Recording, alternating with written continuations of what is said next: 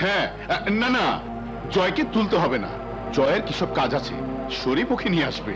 পাপাকে যে সারপ্রাইজ দেওয়া হবে না। আচ্ছা মাম্মি, তোমার মাথায় এই বিয়ে প্ল্যানটা এলো কি করে? কি ফ্যান্টাস্টিক! একেবারে গায়ের বাড়িতে নিয়ে বিয়ে পড়ানো। হ্যাঁ, জয়ের জন্য সারপ্রাইজই হবে। হ্যাঁ হ্যাঁ, সবার জন্য সারপ্রাইজিং, আশ্চর্যজনক ঘটনাই হবে।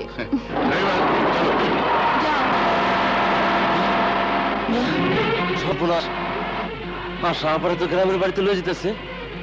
শরীফ বদমাইশটার লোকে বিয়া দেওয়ার লেগে। জয় ভাই, জয় ভাই, জয় ভাই, জয় ভাই, জয় ভাই, কি সর্বনাশ হয়ে গেছে। আশা পারে আম্মা আর সালাম মামা গ্রামের বাড়িতে লয়ে গেছে। শরীফ বদমাইশের লাগে আবার বিয়া দেয়া দিব। কি বললি? ফিরোজ মামুন সব কোথায়? অফিসে। তুই গিয়ে আজাদার পলাশদের খবর দে, আমি আসছি।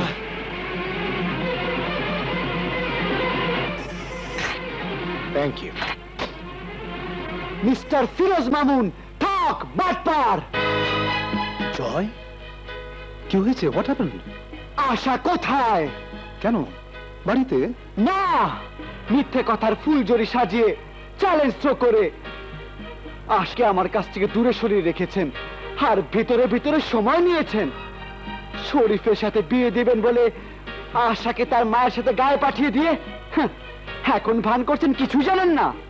জয়, আমি চললাম। আশাকে আপনাদের চক্র ভেদ করে ছিনিয়ে আনার ক্ষমতা আমার আছে। পারলে এসে ঠেকান মিস্টার ফিরোজ মামুন।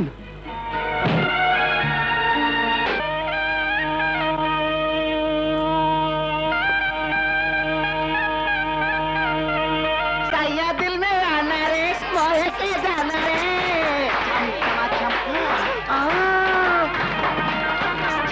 चम चम सैया दिल में आना रे। आए हाय, বিয়ে শাদীর ব্যাপার, অথচ কোনো আনন্দ নেই, হইচই নেই। মনে হয় এখানে লাশ দাফন হচ্ছে। কি বললে? মূর্খ নাকি? কি বললাম শুনতে পাওনি? এই শাদী কি পয়লা করছো না আরো কয়েকটা করেছো? শাদীর মধ্যে নাচ গান হয়, দুদুম দাদাম হয়, এসব দেখোনি? কি বলেন মৃদা সাহেব? হ্যাঁ হ্যাঁ, তা তো হয়, কিন্তু কিন্তু কি কোনো গোলমালের ব্যাপার আছে নাকি? মেয়েকে কি জোর করে বিয়ে দিচ্ছেন মৃদা সাহেব? না না, তা হবে কেন? তাহলে চুরি ডাকাতির ব্যাপার আছে নাকি? গহনা এনেছেন সব নকল, ইমিটেশন? আরে না, অন্য ব্যাপার। অন্য ব্যাপার? তাহলে যৌতুকের টাকা নিয়ে গোলমাল আছে নাকি? না না, সেটা হবে কেন? তাহলে তাহলে তো নিরস কেন? সিনেমায় দেখেছি নায়ক নায়িকার বিয়ে হয় হেবি ধুমধাম, নাচ গান, নাকি নায়িকার সাথে ভিলেনের বিয়ে হচ্ছে? না না, তোমরা যা ভাবছো তা ঠিক নয়। বিয়েতে ধুমধামের দরকার আছে। বাবা, তুমি একটু ধুমধামের ব্যবস্থা করো। তাহলে গানের লোক খবর দেই। না না, খবর দিতে হবে না, আমরা এসে পড়েছি। এমন নাচ গান দেখাবো। হুজুর, আশাকে নিয়ে পালিয়ে গেল। চল শরীফ, বাচ্চু, সবাইকে খবর দে।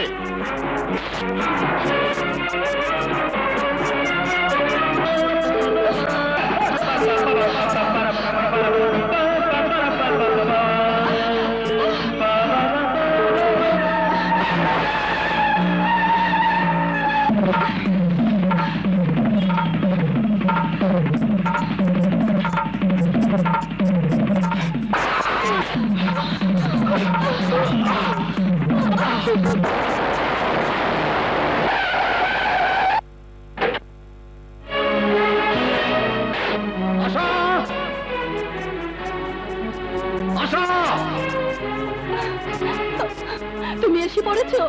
আমার মেয়ে কোথায়? ওগো, আমার আশাকে তুমি বাঁচাও, ওই ডাকাত আমার মেয়েকে নিয়ে পালিয়েছে। কি বললে? নিশ্চয়ই হারামজাদা। একটা কথা, স্বামীকে না জানিয়ে এর কথা শুনে যে নিজের মেয়ের সর্বনাশ করে, তাকে নিয়ে আমি এক ছাদের নিচে বসবাস করতে পারবো না। তোমাকে আমি না না ও কথা বলো না। আমি স্বীকার করি আমার ভুল হয়েছে। তবু আমি যে মা, তোমার মতো আমিও সন্তানের মঙ্গল চাই।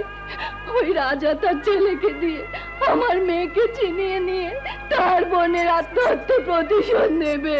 আর তাই তোমার প্রতারক ভাইয়ের কথায় আমার মেয়ের সর্বনাশ ডেকে এনেছো।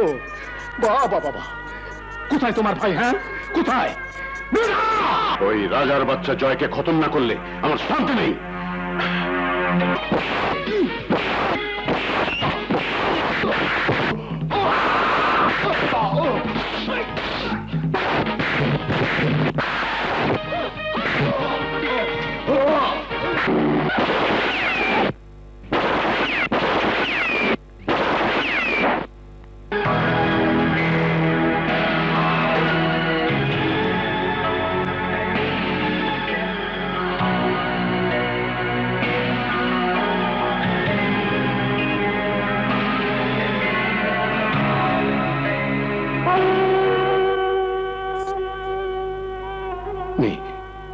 এটা ধর,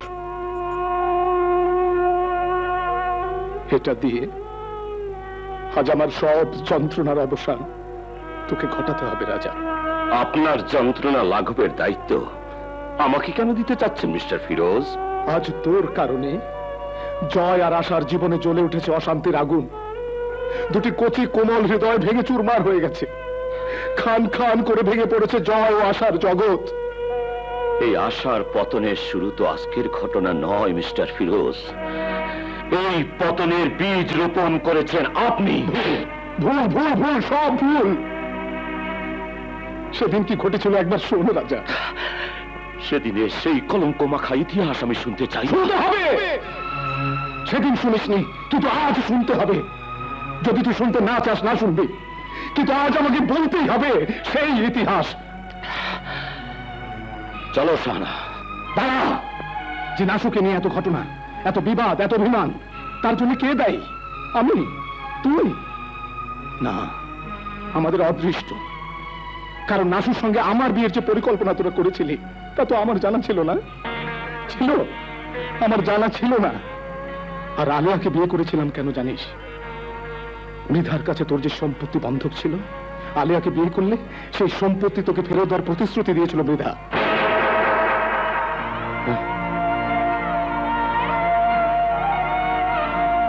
সেদিন আলিয়াকে বিয়ে না করলে মৃধা তার লোকজন দিয়ে তোর ভিটে থেকে তোদের উচ্ছেদ করতো না? তাই একদিন আমার এই জীবন বাঁচানোর দেনা শোধ করার একটা রাস্তা সেদিন পেয়েছিলাম বলেই আলিয়াকে বিয়ে করে সেই দেনা আমি শোধ করতে চেয়েছিলাম। আর তাতেও যদি তোর দেনা শোধ না হয়ে থাকে, ধর এটা, এতে আরো দুটো গুলি আছে। শেষ করে দে আমার এই জীবন, শেষ করে দে আমার সব যন্ত্রণা।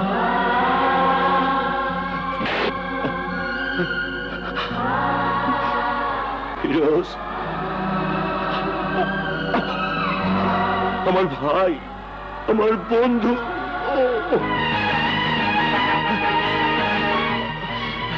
এবার মৃত্যুর জন্য প্রস্তুত হ।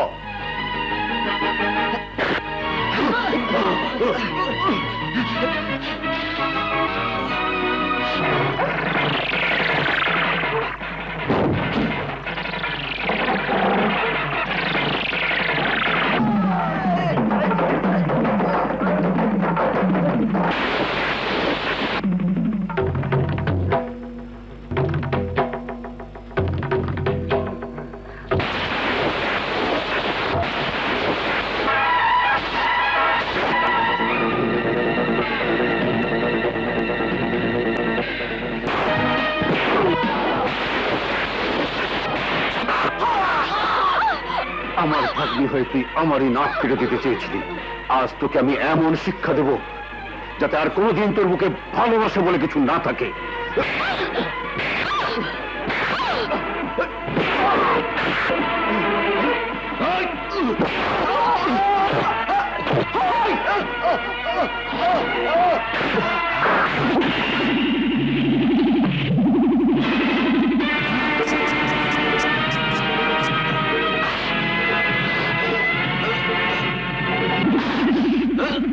আমার জীবনের উপর আঘাত করেছিস, তোকে আমি ছাড়ব না।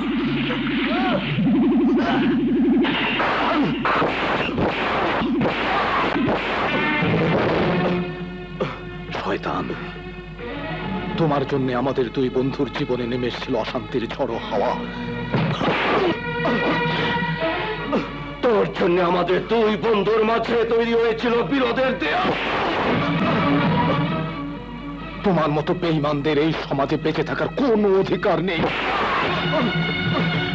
তোর মতো পাপী বেঁচে থাকলে অনেক সুখের ঘর ভেঙে তছনছ হয়ে যাবে।